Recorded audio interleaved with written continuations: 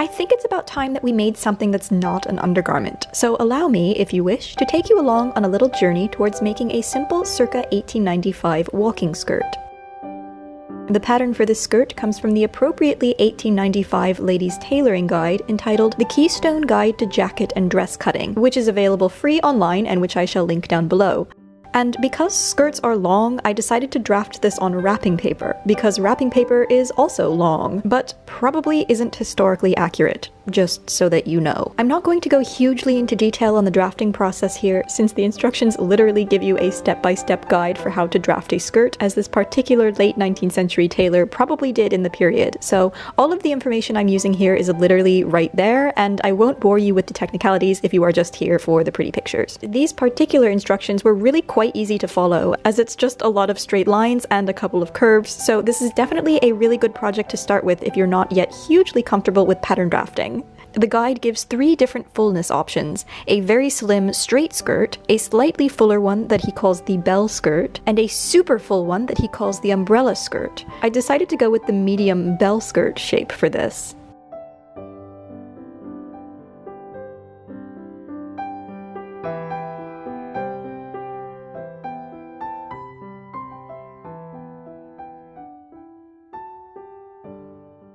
Okay, so I thought I could get away with just not making a mock-up for this project because it's a skirt. It's a walking skirt. Clearly, I have made these before. However, at the very last minute, as I was finishing up this draft, I decided maybe it would probably be wise. I'll just do a quick mock-up, just because, just to see. It'll be super quick. It was indeed super quick. It took like an hour, not even, but I just wanted to check, of course, if my waistband curves were sitting right, and I'm super glad I did, because when I put it on, I realized it would actually look much nicer if I took this much out of the center front piece, just to get the side seams to sit in the right place. I also took the initiative to go ahead and try and figure out these back pleats here. The author of this original draft doesn't give you any instructions on any of the back closure bits, so I'm not sure where the pleats are. Historically, I think they could be either pleats or they could be gathers, effectively. I decided to pleat it. I don't know why. I think gathering it would probably have been the less mathematically involved step. However, this is not really calculated, it's just sort of done by eye, because when I put it on, I was able to mark, I want the pleating bit to start here on me, and then I just measured from there to the center back point to figure out how much space I had, so then I just pleated into that amount of space. I think it turned out successfully, which means hopefully I will avoid this much mathematical headache later down the road. This is solved. I will mark the position of these so that I can just transfer this right to the pattern when I cut out the actual skirt. So yeah, I figured out how the back closes. I'm not sure. Again, he doesn't give me any instruction on how the actual thing closes. Somehow this will close with hooks and eyes, and then I may just put a placket basically on one edge here just to sort of conceal this gap. And then I also, whilst I had this on myself, I went ahead and I marked the position for a pocket, because this time we are not going to forget to put pockets in things, because pockets are very necessary. So I have marked the position of the pocket opening point that I will go ahead and transfer to my pattern so that I know to leave that bit of the seam open. I have saved on my computer a little diagram of pocket making instructions from some sewing manual that I screen capped, and I have absolutely no clue where I got it from, so I have to do a little bit of research to figure out where I got that pocket pattern from, and if I can't recall, then I will find some other source to find either a pocket pattern or instructions on how to insert a pocket, because I want to try and do this historically, of course, as is my method, and the present diagram does not show pockets. We can't have that. I'm fairly confident in knowing what I'm doing, and I am going to, I think, start cutting out. For the fabric, I'm using this lightweight wool check I picked up in the garment district, which you may recognize if you joined me on that fabric buying adventure from a couple of weeks ago. I haven't got the full width of fabric in frame here, but pretty much it's just at the edge of that upper piece there. As you can see, it isn't quite wide enough to accommodate the back panel piece, so I'm just cutting off a section of the pattern to piece on separately. This is super common in extant skirts to have a sort of horizontal-ish seam running across the back panels of the skirt, where again, the historical fabrics weren't quite wide enough to accommodate the full skirt panels. So one more seam to sew, but not at all technically a historical problem here. I should also note that I'm cutting this again as many extant skirts skirts were cut, where at least one edge of each seam is cut on the straight grain. With gored skirts like this, where the edges flare out to give the skirt some shape, at least one edge will have to be cut on the slight or true bias of the material, meaning that it will stretch. Anchoring that stretchy edge to a more sturdy, straight grain edge on the next panel stops it from stretching and making the hem uneven, which is very clever. I've managed to get all of my seams to do this except for the center back, in which both seams ended up on the bias, and this does become a slight problem anon. The pieces are traced round with some tailor's chalk, then cut out with roughly ½ inch of seam allowance. This stuff called tarlatan was very often used as an interlining. It's a stiffened, loosely woven cotton that you can still get nowadays from printing press suppliers, and it works marvels. I was worried at first, since it feels rather suspiciously like a stiff interfacing that I thought would make the skirt terribly rigid and uncomfortable, but it actually has the most wonderful movement and gives the skirt incredible shape. Just don't wash it or the stiffening will come out and you'll just be left with gauze. So once my fabric and tarlatan layers have been cut out, I then have to put the two pieces together so that they behave as one. Tarlatan isn't diffusible interfacing. This is 1895 after all. So I'm temporarily securing the two layers together with large pad stitches, starting from the center and working my way up and out so that the pieces don't shift. Yes, this takes a bit of time. I think it took me about a day's work to get all of my pieces prepared, but it is definitely a helpful step. The basting will keep the layers securely in place and prevent them from shifting as I stitch along the sides, preventing awkward stretching and bubbling and making the finished skirt much neater.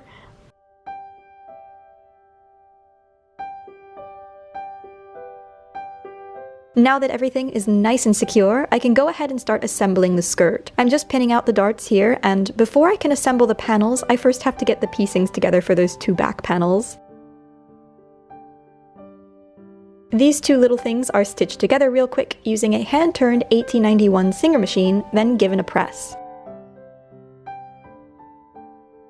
And before I proceed to pin together the rest of the skirt panels, it is first imperative that I mark out the pocket opening, which Bertha Banner specifies should start 3 to 4 inches below the waistband. I'm also marking out the center back opening and placket, which will arbitrarily be 8 inches long. I can then go ahead and put together the skirt panels, stitching the long panel seams but skipping over the opening for the pocket on the right hand side, and starting the center back seam from 8 inches down to allow for the placket opening.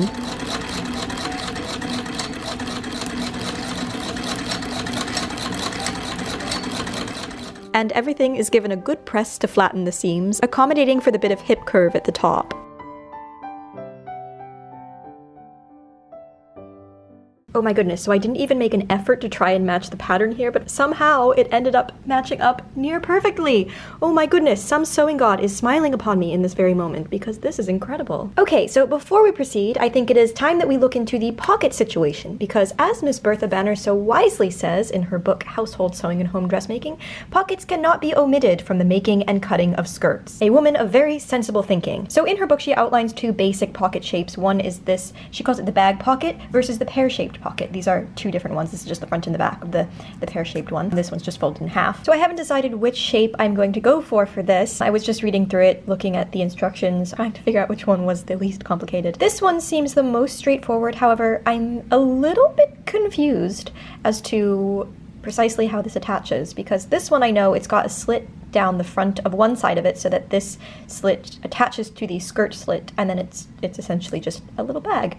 This one, I'm not sure where it connects to the skirt. I'm not sure how. I have read through both of these instructions. They both sound fairly clear enough on how to actually make both pockets. They just don't address how they go into the skirt, really. This is honestly probably something that was like, I don't know, common knowledge of the period of, oh, of course your pocket attaches like this because you have pockets in all of your clothes. Of course you know how a pocket goes in. But given that we don't wear 1890s clothing every day, we don't know that. So I shall have to do a little bit more research on that. The next dilemma is, I was going to go ahead and do the pockets out of the silesia that I was going to use for the waistcoat and overcoat lining. She does actually confirm here that the pockets are made from the lining material. However, she does go on to say that dark colored linings ought not to be used as the dye will rub off onto the contents of the pocket. Now obviously this is not a problem that we will have nowadays, so now I'm just sort of wondering if I should just go ahead and use my dark lining anyway because it's dye fast with ye modern chemical dyes, or if I should just cheekily honor the history and see if I can find a lighter colored cotton lining-ish type thing to use for the pockets instead. I'm gonna go see what sort of cabbage I have in my stash.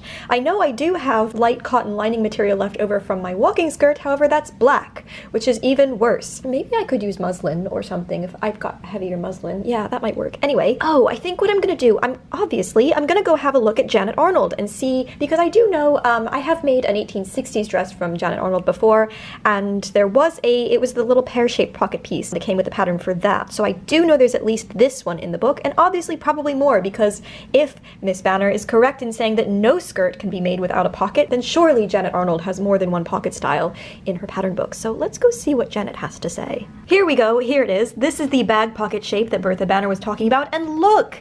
It's connected to the waistband with a little bit of tape. She did actually say that in the instructions, that it connects to the waistband with tape, but I just couldn't visualize that. I thought it was yeah, you know how the waistband is finished with a bit of tape, it must be something like that. No, this is what she meant. This makes so much sense, so that this sort of just suspends the pocket from the waistband, and then this is where it actually joins to the skirt, which I guess makes sense that it's on this slant if your skirt looks like this, and my skirt probably does something similar to that too.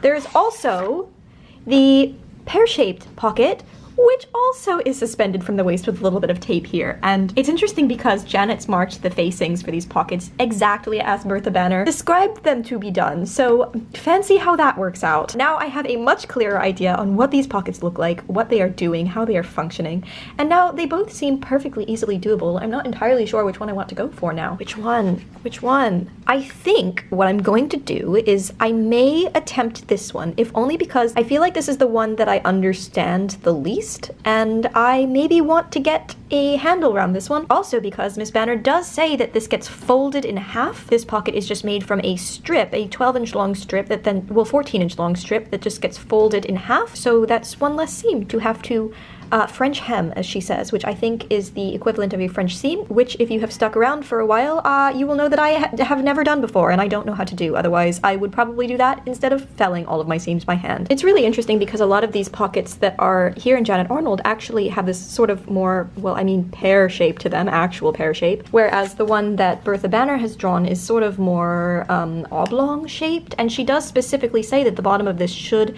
come out to around 2 inches down at the bottom here, which Janet Arnold has not depicted in, I don't think, any of the 1890s specifically dresses. So yeah, this doesn't seem like a hard and fast rule. Then again, is anything really a hard and fast rule? So yeah, it's just kind of interesting to know that they don't always have to be necessarily that shape. I mean, is anything written in a book technically really the hard and fast rule? I don't know. Oh my goodness! Oh wait! Look, it's a watch pocket! Oh my goodness, we have to put a watch pocket in this skirt. I mean, obviously it looks fairly simple. It's just like a 3x3 inch square that sits in a waistband on the left side only of the waistline. Okay, this sounds like something we can do, so we will definitely also be putting a watch pocket into this skirt, which also means that I probably have to find a watch. Okay, you know what? Let's proceed before we go down any other rabbit holes. And thus I proceeded to draft the pocket pieces, following Bertha Banner's instructions starting on page 151 for measurements. If you're new here, Bertha Banner's Household Sewing with Home Dressmaking is a late 19th century sewing instruction guide and is available free online. I shall also put a link to that below. This upper bit here is to be faced with a bit of actual skirt wool, since this part may peek through the pocket slit, and this way it will camouflage nicely. I am also drafting the wee but all-important watch pocket based off of the one I spotted in Janet Arnold's Patterns of Fashion 2, the late 19th and early 20th century volume. By the way, I did unearth some plain white cotton cabbage from my stash, so that is what I decided to use for my pocket material. I'm also cutting out the facing pieces out of some skirt cabbage, which will be seamed together down the center since I didn't have enough width to do a single piece on the fold. Oh, also I have to make a placket piece, so I'm just cutting 2 8.5-inch long by 2-inch wide strips that will form the 8-inch long by 1-inch wide placket at the center back opening. I'm then attaching the facing pieces to the pocket, which I have done with the wrong side up. This is incorrect. Do not do this. The right side goes up. The facing is stitched around the top edge, and whilst I'm here, I'm also stitching the placket together around both short ends and the long edge. The seam allowance is trimmed so that it turns cleanly, then it is pressed, and let's get back to that pocket. So I should let it be known that I put the pockets into this skirt functionally, but I realized I had done it in a completely different way from how it was done on extant garments. The actual method involves tri-folding it or something, so the method that I've conjectured here is not necessarily historically correct, but something to continue experimenting with for next time, I suppose. Basically, the bottom and side edges are French hemmed, and since I suppose I should finish the bottom edge of the facing piece, I decided to fell that by hand. So I am just in process of pinning this pocket bag piece into the seam of the skirt here. First of all, let's just take a moment to appreciate the size of this pocket. Look how massive it is. And let's keep in mind this is an actual historical pocket pattern, so their pockets were actually presumably this big. Look, I mean, you can actually fit like more than one pair of fabric shears in this pocket, which I think is extremely practical for a Victorian lady to be able to do, don't you think? Anyway, okay, so I was extraordinarily confused when I was looking at the pocket pattern that Bertha Banner has provided for us, and she says this top bit gets box pleated somehow, and I was extraordinarily confused as to how that worked. But of course, now that I am pinning this into the skirt seam, I see. Look, this makes so much sense. If the slanted edges both get stitched down into the skirt seam, you do have this extra little bit at the top. You box pleat it right down to fit over the seam allowance. Okay, so at this point you may be wondering where that little magical waist suspension pocket tape thing is. It turns out that for some reason I didn't think that was necessary, because when you attach the pocket and you box pleat that top edge, it just gets stitched down to the seam allowance and you don't really need to suspend it from the waist. This is not correct, because as I have discovered from wearing the skirt, having the pocket connect directly to the side seam of the skirt actually, when you put something in the pocket, causes all of the weight to pull down directly on the seam of the skirt, which causes it to hang a little bit funny. So the purpose of this waist tape, as we have now firmly discovered, is that I think you're supposed to box pleat that top edge directly onto the tape and then hang that tape from the waist edge, so the top of that pocket doesn't actually connect to the side of the skirt, and much of the weight of the pocket is actually suspended from the waist rather than a single side of the skirt, if that makes any sense at all. So definitely more to experiment. I think I shall have to do another video featuring Victorian pockets that actually makes a little bit more sense and does things a little bit more correctly. And of course she also does advise that pockets are best put in by hand. Of course I did cheat a little bit, and I machine did these French hems, which may or may not be the historically accurate thing to do. I mean, obviously you can do it on a historical machine, so therefore it's not inaccurate. However, I think I will go ahead and take her advice and hand stitch these bits here, just because I'm very much looking forward to not having to wrestle a machine around these tricksy little corners down here. Now, we do our magical little box pleat just at the top. And there we have our pocket. That was actually much simpler than I thought. Of course, you know, as I was doing this whole thing, I was just like having major anxiety of like, what am I doing? Is this gonna work? I have no idea what my next step is going to look like. You know, like I can't visualize the next part of the process. I can't visualize how it's going to work out in the end, but it all worked out just fine. We have a pocket now. It all works. It's so unusual to the pockets that we put into garments nowadays. Very different. They were done historically, and I'm really glad that I played around with this method. Next time, perhaps I shall try the pear-shaped pocket. The pocket is seamed onto the skirt with a strong back stitch. Yes, you might notice here that I have already done the waistband. No, you have not missed it. My process for putting together this skirt was extremely nonsensically ordered, so I've tried to put things in a sort of sensible chronology for this video. Waistbands anon, I promise. Then I proceeded to transfer the pleating situation I'd worked out on the mock-up onto the waist edge of my actual skirt.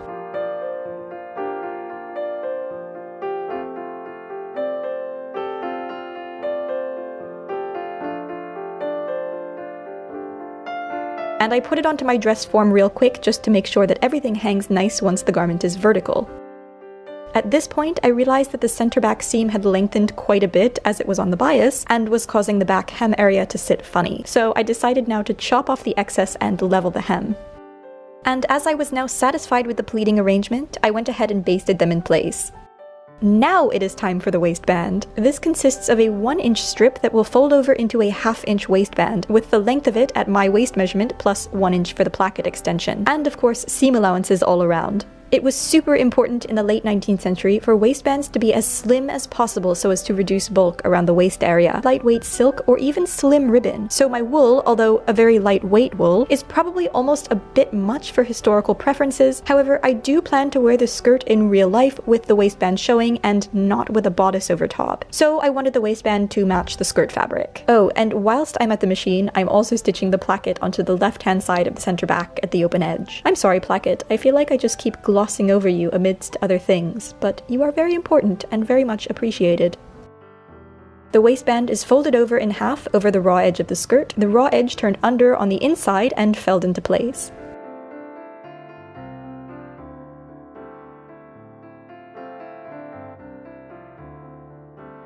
In order to super intensify bulk reduction on waistbands, they were often tightly running stitched along the top edge to hold them very flat, so of course I had to give that a go. Now for the watch pocket. I figured that if this flimsy little cotton patch is going to have to potentially hold a heavy watch, I probably ought to strengthen it with something, so I decided to back it with a bit of the tarlatan. I then felled down the top edge of the pocket piece before pressing the rest of the seam allowances inward, and pinning it into place on the side right instead of the side left as Janet told me to. I know, 10 points from Ravenclaw for blatant ignorance. The pocket is felled all around the bottom edge with wee tiny stitches and is ready for use. Sadly, however, it is not properly sized for our 21st century time-telling devices. It is, however, perfectly sized for 19th century time-telling devices, and I only needed the vaguest of excuses to obtain one, so I had the great honor of meeting up Alan of Fine Times Watches in Derby one afternoon to choose a very special watch friend for myself. The decision was agonizing, but I finally settled for this beautiful enameled, circa 1890s watch, along with an equally necessary late 19th century watch chain, and I regret absolutely nothing. I mean, just listen to it, gently whispering soft, sweet tickings into your ear. I need to stop now. Now it is time to address the hem. In order to give late 19th century skirts that gloriously flared shape, many extant examples are faced at the hem edge with a wide strip of stiffening material, in many cases tarlatan, so that's what I'm planning to do here. Because I couldn't be bothered to trace off new facing pieces, I'm just marking 8 inches up on my skirt panel pattern pieces, then cutting these off to use as facing patterns. This probably is not good practice, so maybe don't be like me. The tarlatan pieces are cut out, then pinned together to form a continuous circumference of facing, which are all stitched together on the machine. Back on the actual skirt, I'm basting up the raw edge at the hem at 1/2 inch. This is given a good press to ensure that the hem is nice and crisp. The facing is attached by lining it up to the corresponding panels, folding under the raw edge of the tarlatan and pinning it just about 1/4 inch up from the edge of the wool. The same folding under is done on the top edge of the facing as well. And since the facings are some curvy bias shapes, I'm just quickly basting them in place with long pad stitches to stop them from moving around when I stitch them for real.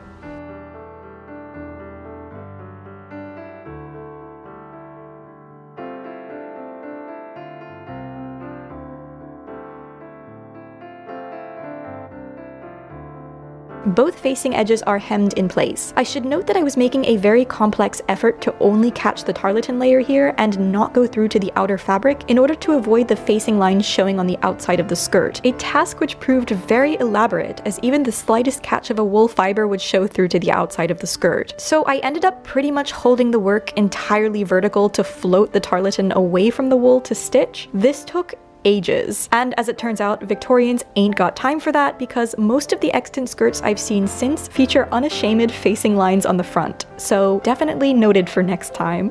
But the hem isn't quite finished yet. I'm going to be attaching a bit of wool hem braid to the edge, which is folded in half over the edge of the hem and felled into place on both the front and back sides. This was super common on 19th century skirts to protect the edge of the hem from wear and shredding. After all, it is much easier to rip off and replace a damaged piece of braid, but if the skirt fabric itself is worn, you sort of need to recut the entire skirt. Some skirt hems are guarded with this flat wool braid, but Luca also showed us some brush braid, which is essentially this wool braid but with a little bristly broom fringe coming off the bottom to peek out from under the hem and keep the actual fabric off the floor. It was super cool and I desperately wanted to try and find some, but alas, for some reason people don't have a use for it anymore nowadays. Oh yeah, and those inside seams. This is precisely, it seems, the mentality of the Victorian skirt maker, because very often the skirt seams are just left raw, strengthened and held flat with a bit of overcasting, which is basically felling but done over raw seams to stabilize them. So this is what I've done here as well. Finally, the waistband closes with a hook and eye, and the skirt is complete. Now let me tell you why this project is so important. Yes, technically the project was instigated as part of my Lady Sherlock series, but there's a very thrilling sort of magic in knowing that a costume garment you're making is something that you'll actually get lots of practical wear out of in real life. By the time this video goes up, I will already be wearing it regularly, and in fact insisted on starting to wear it whilst there was definitely still a lot of basting in the hem. Making unique and, I guess, on-brand pieces for my wardrobe is so intrinsically satisfying to me, especially when I take the time to do them carefully and durably, and as they may have been done historically. So on many levels, a wholly satisfying project.